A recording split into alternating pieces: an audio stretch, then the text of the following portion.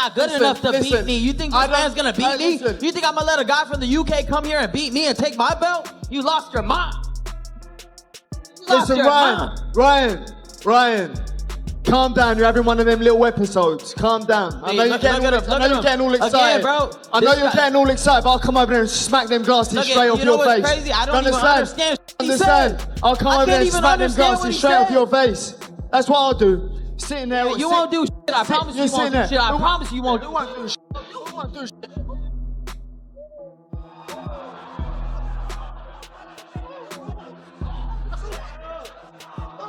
Who won't do shit? Who won't do shit? Who won't do shit? Who won't do shit? Yeah, who won't do shit? Who won't do shit? Yeah, cool. Wait till I smack you up. Bro. Wait till I smack you up and make you quit. Wait till I smack you up and make you quit.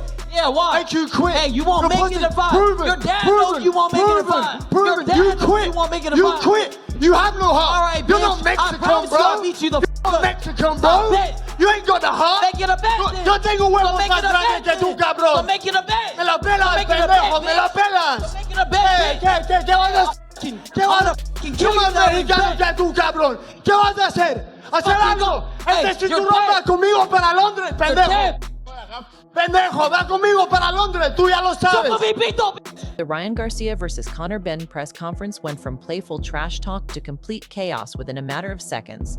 It don't really make no difference to me what he does. Ultimately, I can't wait to put my fist up through his head, through his skull, September 12th. That's it. He can talk and throw his toys out the pram and have his little flare-ups, his tantrum things that he does. It don't make no difference to me. I've dealt with weirder.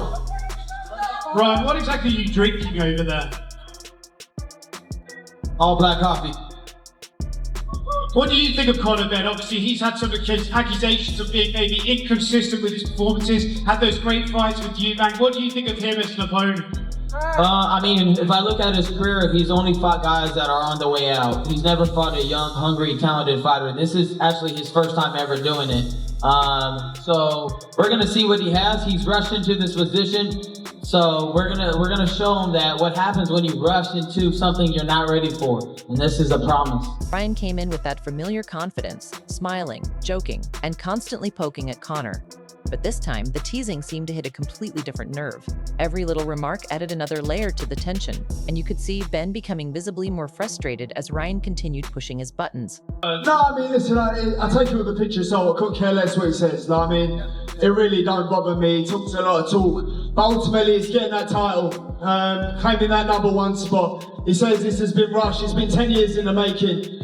You know, he got his ass handed to him by Rolly, and then magically he got a world title shot. I'm coming off the back of fight of the year up at middleweight, avenging my loss. He almost got beat up by Regis Progress. His face was squished by Regis Progress. Avenging my loss. 30 years old. If I let this man beat me, he's having another tantrum. This is what he does. He has another tantrum. Keep talking, bro. Like I said, you're gonna get knocked out under five. You're gonna get knocked out under five. WBC world title shot. Hey, Turkey, and I'm here to take it off him. That's it. And that's what I'm here to do. Hey, Turkey, thank you for this opportunity. I'm gonna knock him out 5 and below.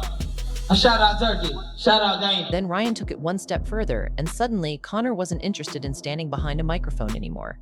Ben moved toward Garcia on the stage, looking ready to settle the argument right there, and the entire atmosphere instantly changed. Feel about that? No, I mean, listen, he's like a big child. He's like a spoiled brat. Throws his toys out of the pram on social media, throwing little tantrums. I'm not really too concerned about this little influencer to my right. He ain't a fighter. He can say whatever he wants. It ain't gonna make no difference come September the 12th. Proven. Yeah, 12-round war proven.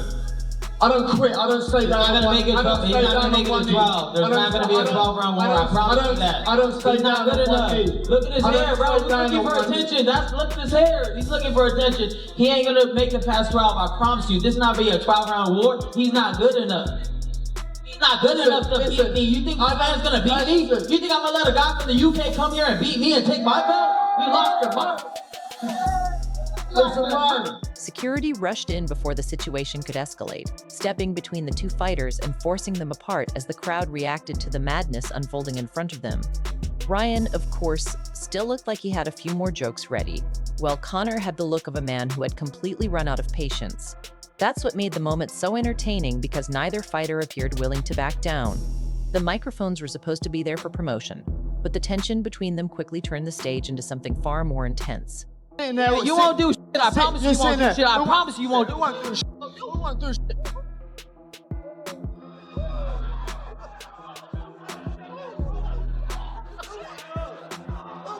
Who won't do shit? Who won't do shit? Who won't do shit? Who won't do shit?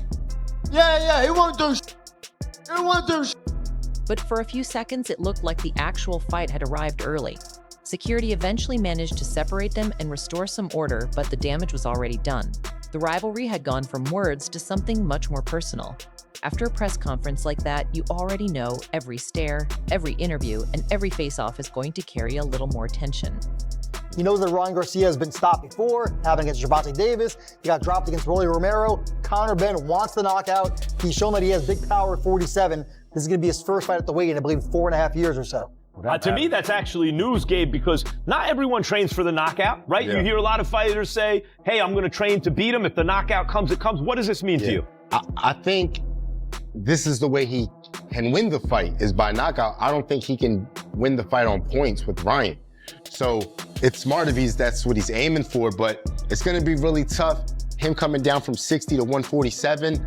That's scary. I mean, you might lose that power. You know, that's what happens most of the time. The chaos from the Ryan Garcia and Conor Benn press conference carries perfectly into the Ring magazine panel, because now the jokes and confrontations give way to one simple question. Can Conor actually stop Ryan Garcia? Mike Coppinger brings the first major piece of information, saying Benn is specifically training for the knockout. That immediately changes the way I look at this matchup. Gabe Rosado doesn't dismiss that approach either. He argues that knockout power may be Conor's clearest path to victory because beating Ryan on points would be a much tougher assignment. He's either going to have to take that out of Conor's hands by knocking him unconscious, or he's going to have to show that he has dog in him, that Conor Benn is calling out, saying you don't have that in him. He's going to have to show at some point that, no, I got that. He emphasized that on an interview, like, look, listen, you are great, you are tough, but I watch you stop. I watched another fighter make you stop, and then when you think about that, I'm like, damn. That makes a good point. He did make a good point, but to Ryan's credit, he did get off the canvas against a gold medalist and Luke Campbell and scored a knockout. So I think he deserves that credit. No, I'm talking about dogs. I'm talking about you unleash the collar and you put him in there with a dog. Luke ain't no dog. He's a good fighter, he ain't no dog, though. Conor Benn's that's a dog, you know? That's a pretty good bark. But then Max Kellerman throws the weight question into the middle of the conversation, adding another important layer to the matchup. Benn has spent time at 160 and 150 pounds, and dropping back to 147 raises legitimate questions about whether the same physical strength and punching power will follow him down. Kellerman points to Roy Jones Jr. as a warning sign, while Rosado notes that Benn looked like a much bigger and stronger fighter during his recent run at higher weights. That's where this matchup gets even more intriguing. Conor can bring serious pressure, but Ryan isn't exactly the type of fighter who will stand around and let him dictate the pace. You bulking up to fight Eubank. You're bulking up. You're lifting weights. You getting husky, and now you got to take away all that muscle. That's why I feel like I don't know if that power is going to be there. Right, he was a big, strong, but I don't know. Conor Benn, if you go back, was a big, strong, power-punching welterweight who, because of the family rivalry with the Eubanks, moved up to fight a bigger man. But once he moved up, it's like when Roy went to heavyweight. It's a great example. Kellerman points to Garcia's ability to box, while the panel also highlights Ryan's body punching as a weapon that could become especially important against a fighter facing a demanding weight cut. Then Shady McCoy adds the wild card. Conor brings a relentless mentality where simply standing in front of him doesn't guarantee he'll slow down. So now the equation becomes clear. Conor wants to turn this into a physical fight and make his power count early, while Ryan needs to rely on his speed, movement, and timing while making the weight dynamic work in his favor. One thing is certain, this isn't just a simple power versus speed matchup anymore. It's a test of whose strength can survive once the other man starts taking them away. And Ryan can box, or if Conor, especially if he's weight trained, is training for a knockout like Gabe says, and he's coming in on him because Conor's a dog, he is. But sometimes, like Joe Frazier was a dog. George Foreman hits so hard that on the way in, it doesn't matter how much dog you have in you, you get lifted off the canvas, right? And Ryan has that kind of power. I could see Ryan digging the body, because a guy that is cutting weight, the first thing you want to do is attack the body. So, you know, you can physically look good but that body may not be able to take that punishment. I just think it's a great point. Yeah, so I think, and Ryan's a good body. That Ryan Garcia versus Conor Benn debate already had enough fuel, but Ryan's response takes the whole conversation straight into the comedy department. After the Ring Magazine panel questioned whether Benn's size, pressure, and power could make him a dangerous matchup, Ryan clearly wasn't going to sit quietly and let every prediction slide. The moment the panel's assessment comes up, Ryan fires back with the kind of trash talk only he can deliver, shifting the conversation away from technical breakdowns and toward personal jabs. He even mocks the criticism with a blunt insult, and you already know the internet is going to run with that one. But underneath the jokes, there's a serious message in Ryan's reaction. He isn't buying the idea that one bad performance suddenly erased everything he's accomplished. But on the real though, you look great with bodies. You dropped him within 1 minute. That's what I'm saying, bro. You couldn't. The corner couldn't stop. Look at it, bro. I always tell people, look at the whole body of work. That's why a lot of boxing analysts get the fights wrong. One, styles make fights, and two, your whole body of work is supposed to be what you pay attention on. Like, LeBron James could have one bad game, but you're not gonna talk shit about LeBron. You're gonna look at his whole body of work. My whole body of work is usually it's an exciting fight, and usually I win. I mean, I'm not here to be like, oh my gosh, like, that guy sucks because of one night. You know, everybody said Devin Haney was going to lose to Brian Norman because he had a bad night with Jose Ramirez. Ryan points to his overall body of work and reminds everyone that fighters are constantly making adjustments. That's important heading into the Benn fight because this matchup isn't happening in a vacuum. Ryan knows people are questioning whether he's still the same explosive fighter, while Conor's team is openly leaning into that narrative. Then Henry Garcia jumps into the conversation and takes it even further, essentially telling the critics to stay out of the way while Team Garcia handles business. That's the part I like. Talk all you want before the fight, but eventually Ryan has to answer those questions with his hands, not another interview. And honestly, that's why this matchup has become so entertaining. Benn brings the pressure, Ryan brings the speed, and both camps are throwing gasoline onto a fight that already had plenty of heat. Now the jokes are flying, the predictions are getting louder, and September 12th is getting closer.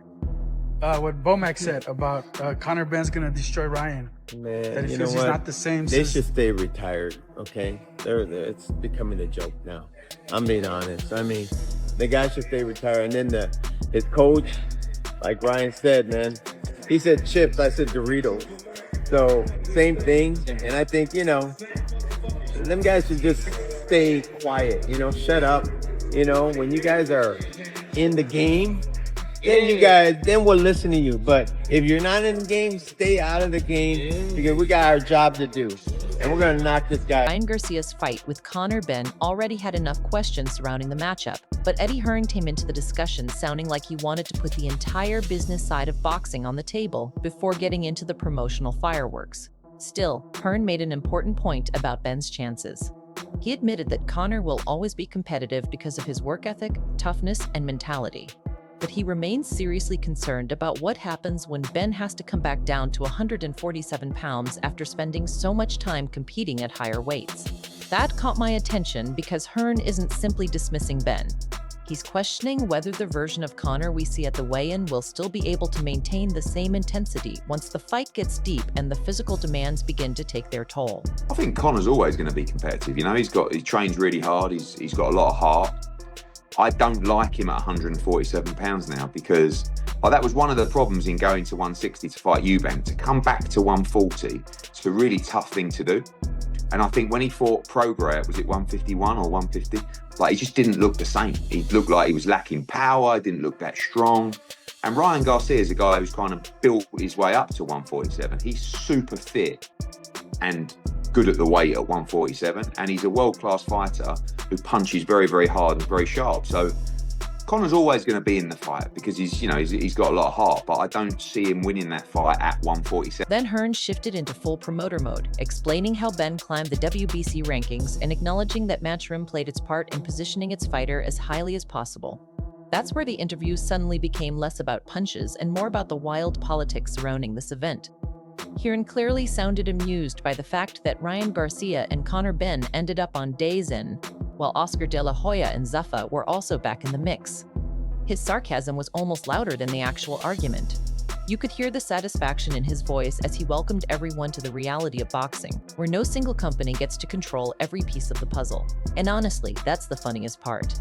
Dana White, Oscar De La Hoya, DAZN, Zofa, Ring Magazine, everybody wants a seat at the table. Yet the two fighters still had to settle everything once the bell rings. All the suits can argue over the stage, but Garcia and Benn get the final word. Do you think they wanted that fight to be on DAZN? Dana White just slagged DAZN 4 weeks ago. Now he's having to promote a fight on it. And guess what? It ain't even a Zuffa show. It's a ring card.